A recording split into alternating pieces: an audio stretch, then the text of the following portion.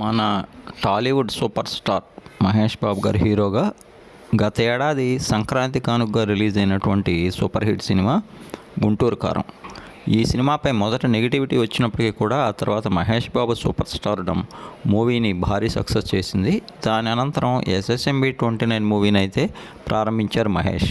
ఇటీవల జనవరి 2న అధికారికంగా పూజా కార్యక్రమాలు జరుపుకున్న ఈ సినిమా ఈ ఏడాది ఏప్రిల్లో సెట్స్ మీదకు వెళ్ళేటువంటి అవకాశం ఉంది.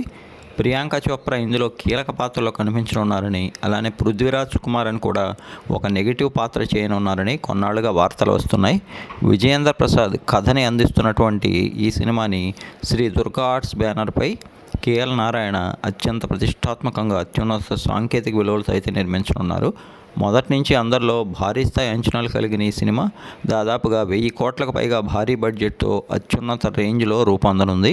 ఇక ఈ మూవీని 2 భాగాలుగా నిర్మించనుండగా మొదటి భాగాన్ని 2027 మధ్యలో రిలీజ్ చేయనున్నారని, రెండో భాగాన్ని 2029లో విడుదల చేయనున్నారన్నటువంటి వార్తలు కూడా వైరల్ అవుతున్నాయి.